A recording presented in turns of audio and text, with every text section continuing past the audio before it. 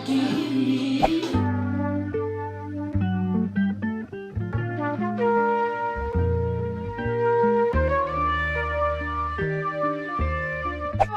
to my channel. My name is Rachel and today I really wanted to share with you my go-to vegan meals.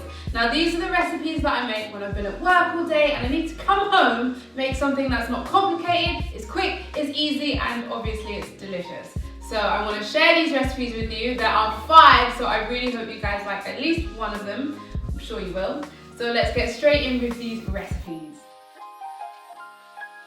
So recently someone bought me a spiralizer, which means things like courgettes have been a staple for me. So I wanted to show you a really delicious, simple courgette spaghetti pasta recipe. Using courgettes means you're having way less calories and it is a lot healthier than regular pasta. So I really hope you guys enjoy this recipe.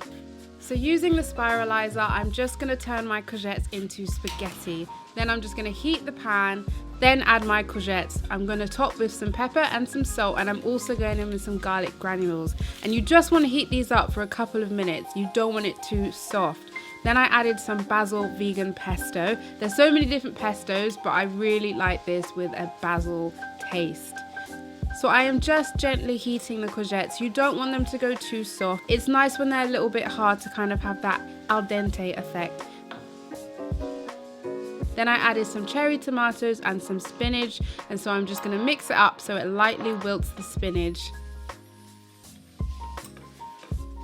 And there is your spaghetti courgette pasta. So to top, I'm adding some nuts and some nutritional yeast, and doesn't this look like spaghetti, guys? It's actually crazy, and the courgettes really absorb all the flavors. It's honestly so delicious.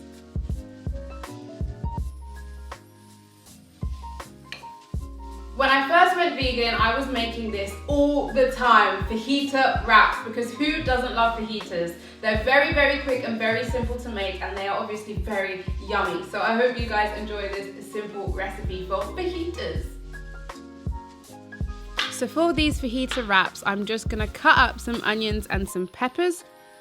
If you have more vegetables in the fridge, add them to this if you like, but to keep it simple, we're just gonna use onions and peppers. So I'm just going to heat these up in a pan, and I'm also going to be adding a fajita seasoning. So once I've added this, I'm just going to mix it in, cook it down so they get nice and soft.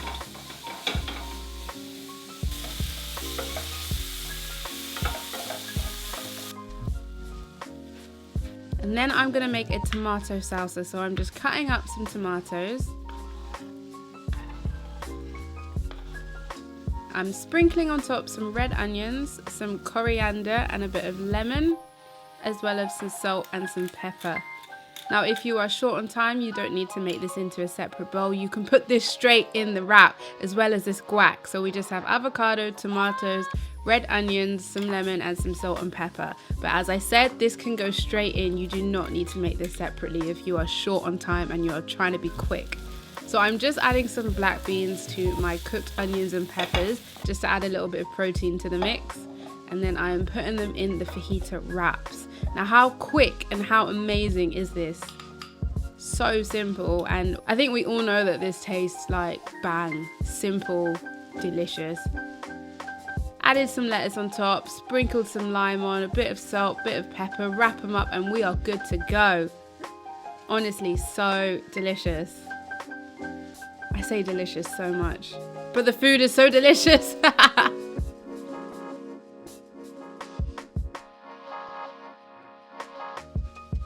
When I went to Bali, I probably had fried coconut rice all the time. I became so obsessed with it that it became a staple for me when I came back home. So this is a very easy, basic way of having fried coconut rice and vegetables. Very simple, and obviously it's fantastic. You guys are gonna love it.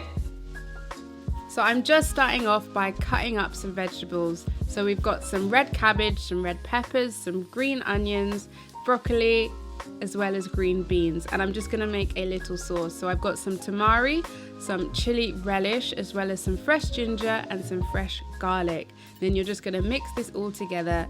And I also topped with a little bit of agave. So I'm just gonna mix this all together to make a little sauce. So to a pan, I've got some coconut oil. As you can see, I really could not open this new coconut oil. And then I remembered this trick. You tap the edges with a knife, then voila, it opens, open sesame. So for anyone who didn't know that, that is a fun trick I learned. So I'm just gonna add some coconut oil to the pan, and then I'm going in with my sauce, and I'm also adding my vegetables. And you just wanna stir fry all the vegetables. Then I had some leftover coconut rice from the day before, so I've added this. You can cook rice on the spot if you don't have some leftovers. And then I had a shubs in the house because, you know, that's how I do. And as you can see, when you mix it all together, the red cabbage also gives it this really nice color. This is so flavoursome for such a simple dish. Topping with some coriander, adding some spring onions, squeezing some lime on top as well. So incredibly simple and so yummy.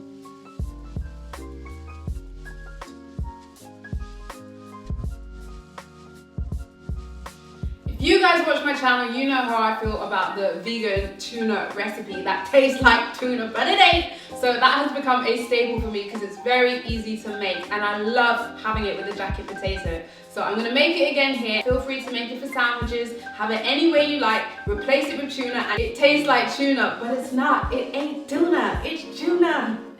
So we're just gonna add some chickpeas to the bowl with some nori sheets, and I'm gonna blend this up. You can use a fork, you can use a food processor, whatever's convenient to you. Then I'm adding some vegan mayonnaise along with some green onions, nutritional yeast, also adding some tamari and some lime. And then squeezing a handful of lemon juice. Then mix it all together to make your tuna. I'm adding some salt and some pepper. Meanwhile, I had a jacket potato cooking in the oven, which is now ready. Nice and crispy on the outside, just how I like it. So I'm just gonna add this. So I've got my potato, and I'm just gonna put my vegan tuna on the top. For anyone who liked a tuna mayo jacket potato, this is your answer, I am telling you. So I'm adding some rocket and some spinach and some fresh cherry tomatoes, some cucumber. I'm just trying to make a really lovely salad, which will be seasoned with some lemon.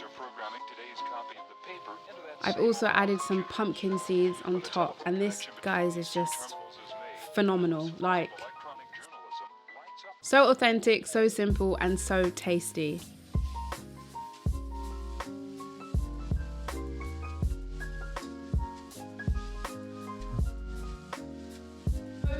This is probably the easiest one to make. This is like desperation. I just need to put some food in my tummy. Is a pasto using red pesto.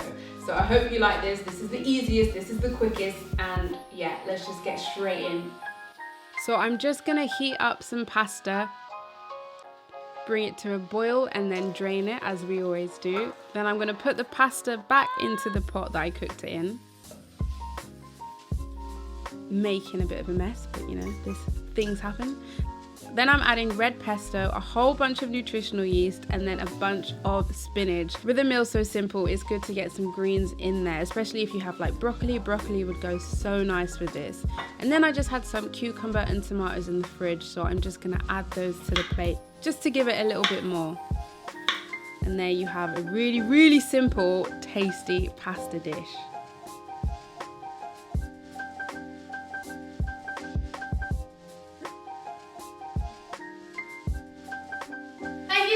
Watching this video. I really hope you guys enjoyed these recipes. If you did, please give it a thumbs up, subscribe to my channel, and let me know in the comments if you like them. Tell me if you make one similar or if you have similar ones. I like sharing these ideas with you and getting ideas from you. So thank you so much for watching. Bye.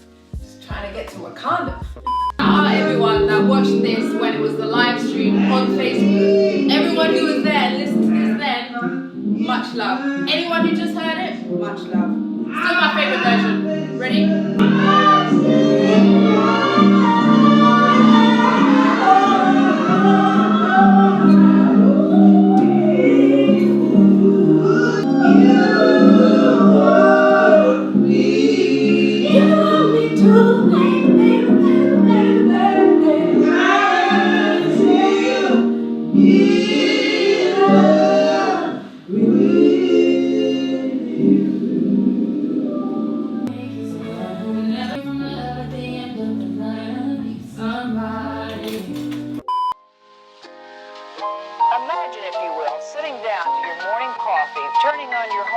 computer to read the day's newspaper. Well, it's not as far-fetched as it may seem.